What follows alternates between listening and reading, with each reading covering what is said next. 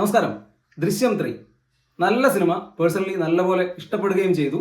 ലാലേട്ടന്റെ പെർഫോമൻസ് തന്നെയാണ് ഈ സിനിമയിലെ ഏറ്റവും വലിയ ഹൈലൈറ്റ്. അതുപോലെ ജീത്തു ജോസഫ് എന്താണോ ഈ സിനിമയെക്കുറിച്ച് ഇന്റർവ്യൂസിലെല്ലാം പറഞ്ഞിട്ടുള്ളത് അതുപോലെ വന്നിട്ടുള്ള ഒരു സിനിമയാണ്.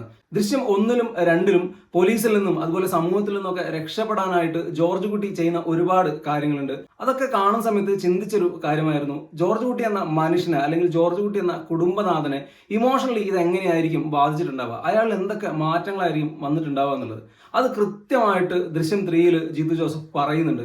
അതിനാൽ തന്നെ ദൃശ്യം 3 ദൃശ്യം 1-ഉം 2-ഉം പോലെയുള്ള ഒരു സിനിമയല്ല, കുറെ കൂടെ ഇമോഷണലായിട്ട് കണക്ട് ചെയ്യുന്നൊരു സിനിമയാണ്. അത് മനോഹരമായിട്ട് ജീത്തു എടുത്തിട്ടുമുണ്ട്.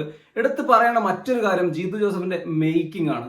മുൻപത്തെ പല സിനിമകൾ അദ്ദേഹത്തിന് കിട്ടിയിട്ടുള്ള ഒരു വിമർശനം എന്ന് പറഞ്ഞാൽ മേക്കിങ്ങിൽ വന്നുപോയ പാളിച്ചകളാണ്. പക്ഷെ ഇവിടെ അത് കൃത്യമായിട്ട് അദ്ദേഹം തിരുത്തിയിട്ടുണ്ട്. ദൃശ്യം 1-നോട് കിടപിടിക്കുന്ന രീതിയിലുള്ള ഒരു മേക്കിംഗ് വന്നിട്ടുണ്ട്. അത് പ്രത്യേകിച്ച് സിനിമാറ്റോഗ്രാഫി അതുപോലെ മ്യൂസിക് ഈ ഡിപ്പാർട്ട്മെന്റ് ഒക്കെ ഗംഭീരമായി വന്നിട്ടുണ്ട്. സതീഷ് കുറുപ്പും അനിൽ ജോൺസണും ഗംഭീരമായി തന്നെ output തന്നിട്ടുമുണ്ട്.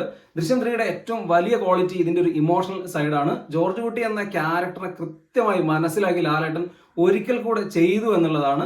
Cinema start to end പക്ക ഒരു ഫാമിലി ഇമോഷണൽ ഡ്രാമയായിട്ട് തന്നെയാണ് സഞ്ചരിക്കുന്നത്. ദൃശ്യം 1-ലും 2-ലും തന്ന പോലെ ക്ലൈമാക്സിനോട് അടുപ്പിച്ച് വമ്പൻ ടെസ്റ്റുകളോ പരിപാടികളോ ഒന്നുമല്ല ഈ സിനിമയുടെ ഒരു ഹൈ എന്ന് പറയുന്നത്. ഇതിന്റെ ഒരു ഇമോഷണൽ സൈഡ് തന്നെയാണ്.